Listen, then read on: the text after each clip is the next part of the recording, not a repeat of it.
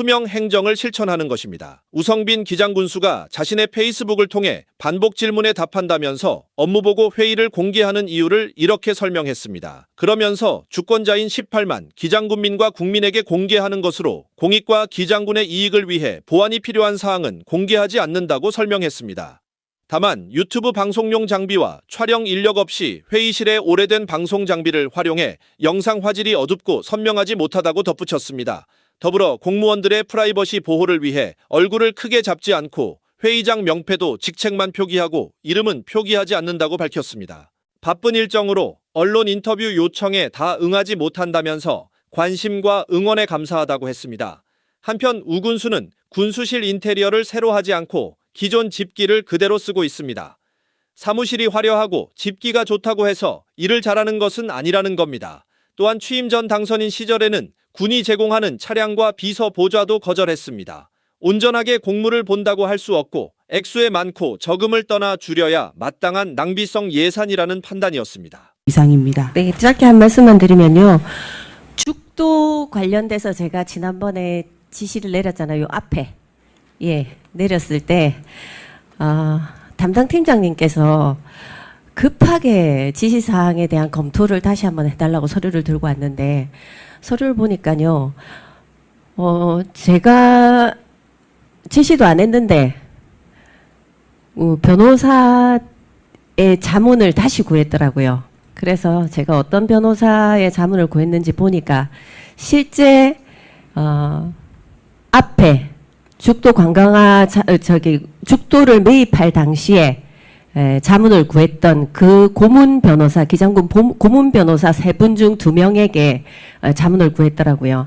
그 3분의 변호사는 애초에 자문을 구했던 3분의 변호사들은 다 문제가 있을 수도 있다라고 답변을 했는데 그 변호사 3분 중에 2분에게 다시 자문을 구했고 질의를 했고 답변이 그때하고 다릅니다. 크게 문제의 소지가 없다라는 답변을 했습니다.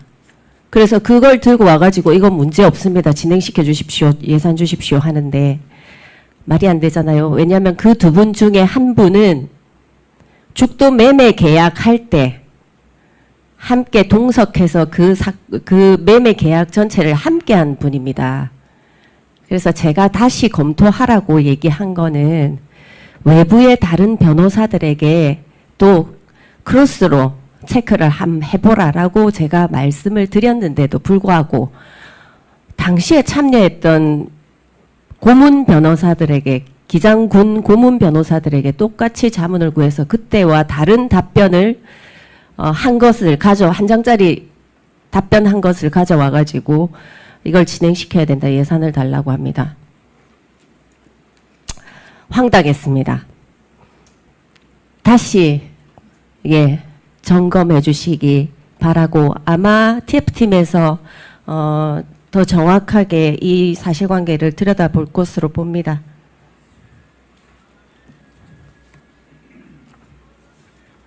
예. 다음 행정자치국 보고입니다. 잠시만요. 하나만 더 말씀드릴게요.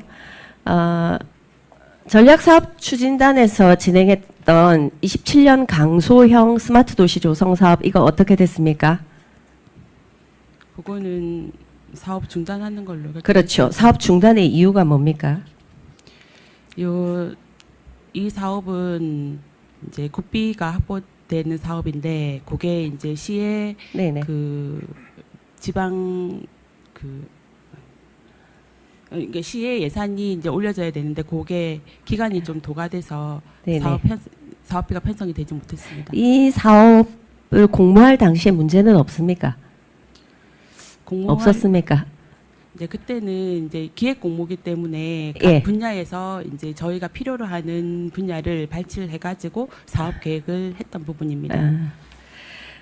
제가 이거를 살펴보다가 처음에 강소형 스마트 도시 조성 사업 이 안에 제일 예산을 크게 가져가는 게 요게 국비 80억, 군비 80억, 총 160억의 사업입니다.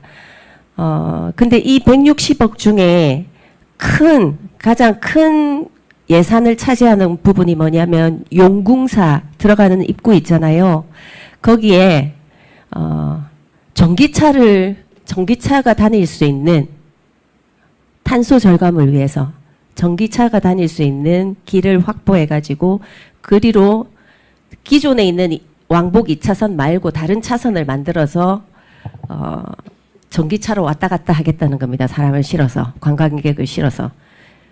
그래서 저한테 그렇게 보고가 올라왔길래 제가 이렇게 말씀드렸습니다. 그 도로에는 차로를 낼 공간이 없을 텐데요.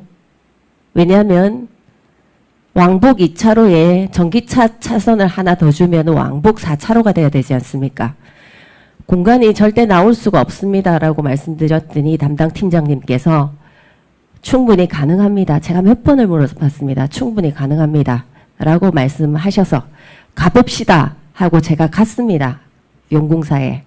물론 안 가봐도 알지만 같이 갔습니다. 없지 않습니까? 지금 2차선 도로도 빡빡한데 여기 어떻게 4차선 도로를 내겠다는 겁니까? 그리고 그것도 2차선 도로를 건드리지 않고 내겠다고 말씀하셨거든요.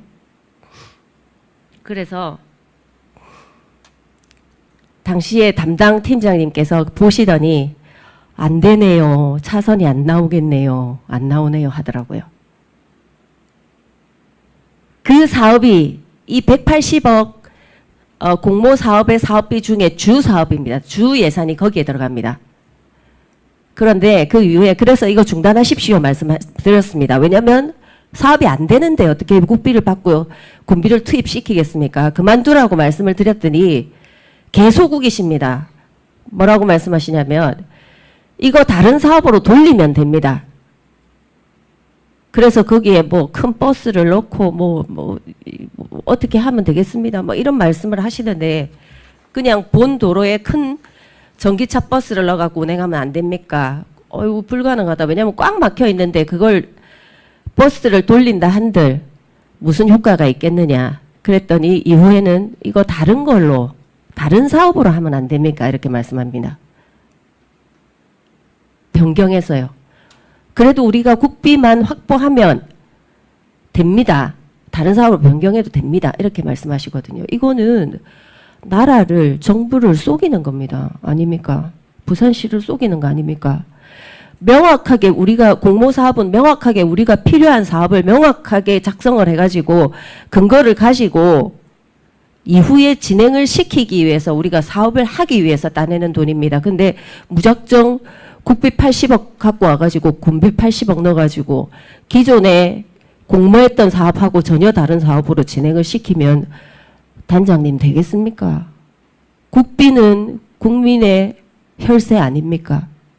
맞죠? 그래서 중단된 겁니다. 이걸 자꾸 그럼에도 불구하고 왜 이걸 결제 안 했어요 하고 저한테 책임을 전가하시는 분들이 있던데 이거는 사업 자체가요. 공모 자체가 잘못된 사업입니다.